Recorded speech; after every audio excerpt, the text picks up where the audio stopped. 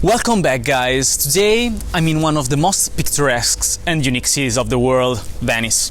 The reason why I'm doing this video is to show you the most spectacular photography location that this city has to offer, so that you'll be prepared when you come here.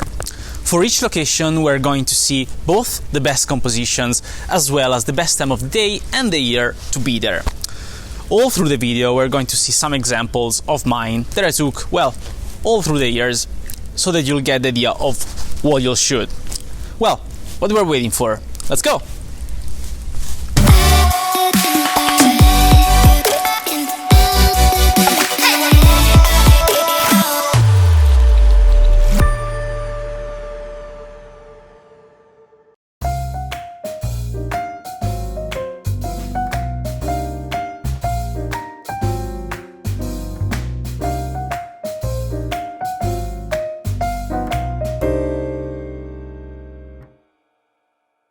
The location that takes the last place in this video is the Ponte Spirit, or Bridge of Sighs.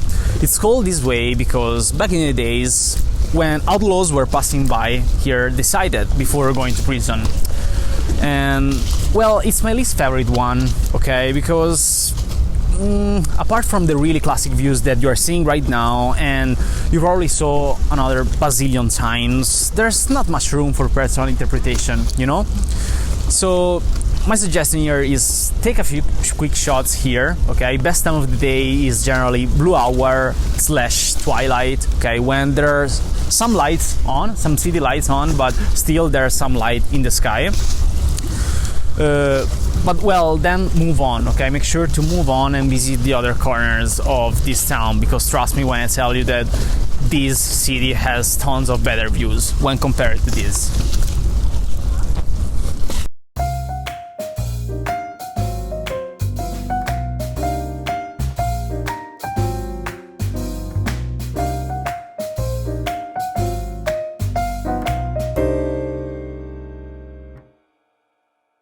What you see behind my back is our next location of the list, the Ponte de Rialto, or Rialto's Bridge, and it's probably the most famous bridge of the entire city. Composition-wise, you'll have quite a lot of choices here, from the one that you're seeing right now, so standing down below and shooting the back of the bridge, to the two compositions that you can get if you're going up on the top and capture the two views of the Canal Grande. Personally, I prefer the one on the other side. And last but not least, you can shoot the bridge from the other side down below, which is probably the most famous composition of this place, but honestly not my favorite one. Time-wise, sunset is the time that you want to be here, because that's when the sun is setting on the other side, so if you're going up on the top, you'll get the sun straight in your face. While if you're shooting on the other side from down below, you'll get the sunlight on the bridge. Well, at least if you're lucky, not like in this gloomy winter day. Of course, stay at least till the blue hour and twilight, which is when the city lights are turned on and when the magic happens, in my opinion. Not my favorite location on this list, obviously, but still it's one of the most famous one, and probably you can't skip it if you are in town. Make sure to capture some shot here.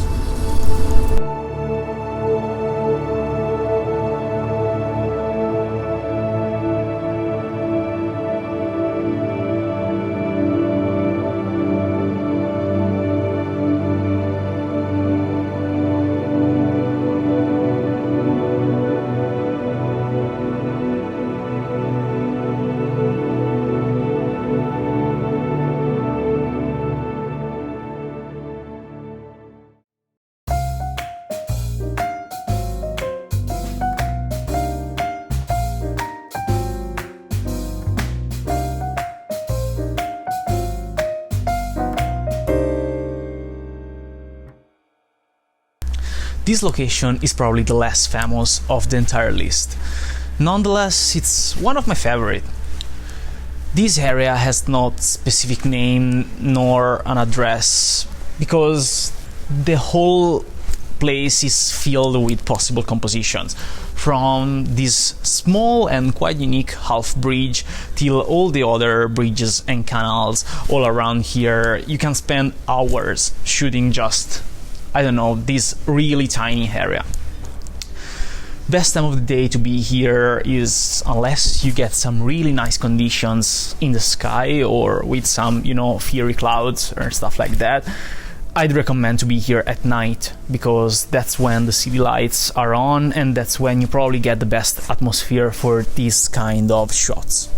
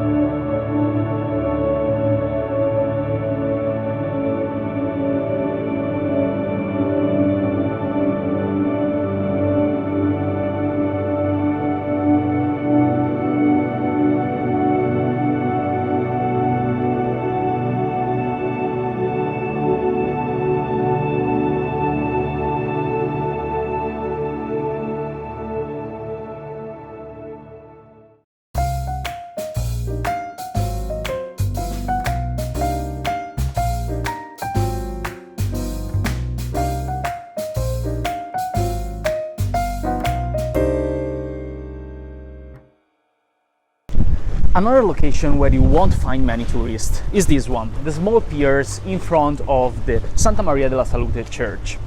You might want to bring a wide angle with you though, for two reasons. The first one is because the church is really close. The second one is because in order to nail the composition here, you need to frame your main subject, which is the church, in between these poles in the water that you see behind my back. Now, be sure not to overlap the two subjects, otherwise this shot might become quite messy. The best time of the day to be here is sunset, when the sun is on your far right and you get the side light coming in. But you also might want to wait at least till the blue hour and twilight, so that if you get some of the lights on the other side of the canal light up, you are ready to capture them.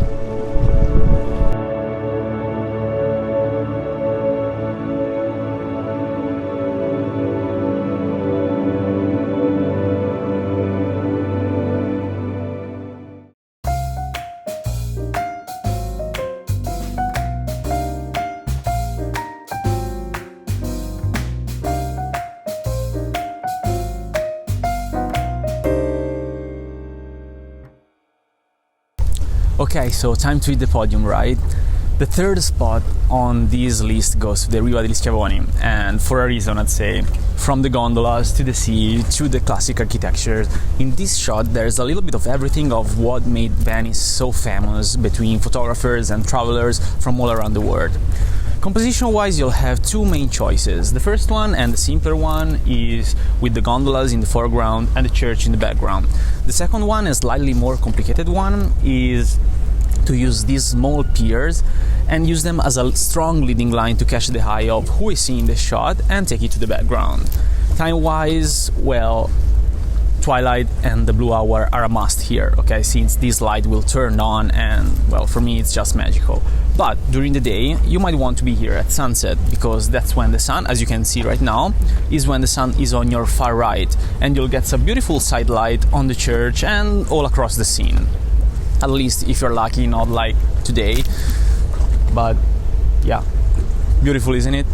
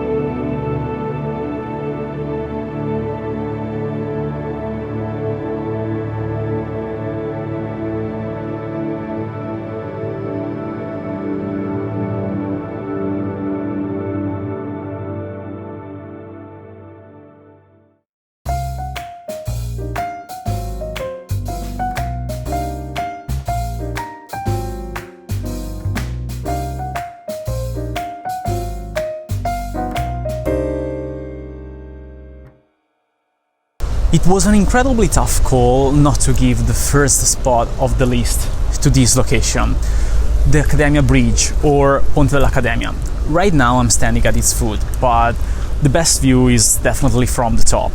Composition wise, you won't have many choices, as it's only a matter of how much you want to zoom in and what to include in your frame. Time wise, the best time of the day to be here is definitely sunrise, but if you have enough time, make sure to visit also at sunset, which, as you can see right now, the sun is setting from behind and you get the light hitting the buildings. As always, make sure to stop till twilight and the blue hour so that you get the moment when the city lights turn on. And, well, you can try also some long exposure too.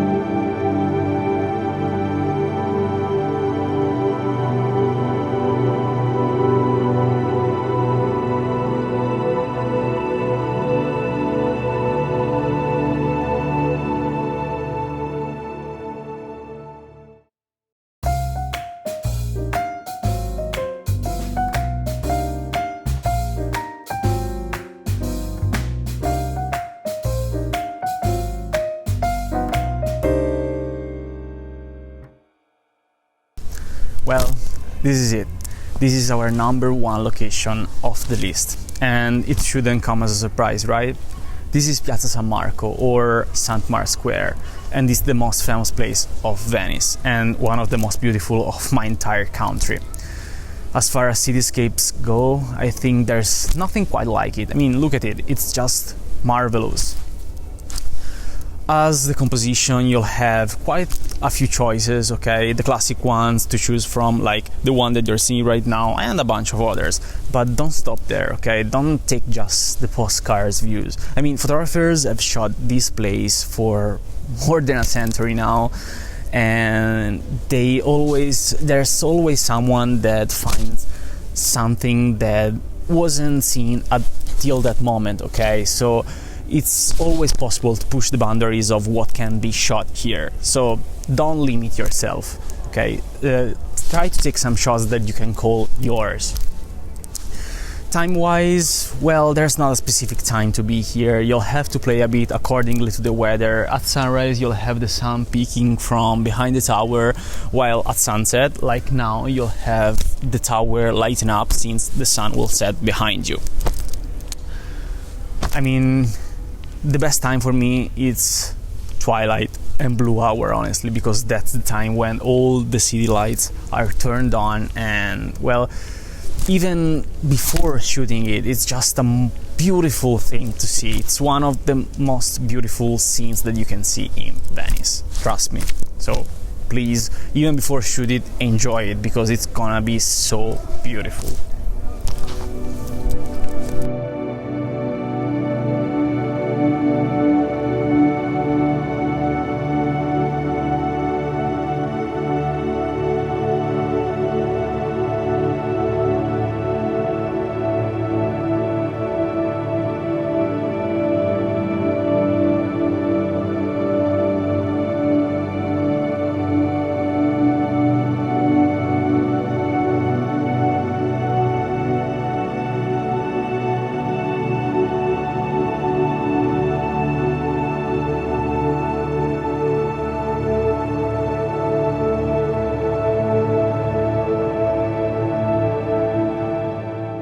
So here we are at the end of the video, but before wrapping things up, I'd like to add one last thing.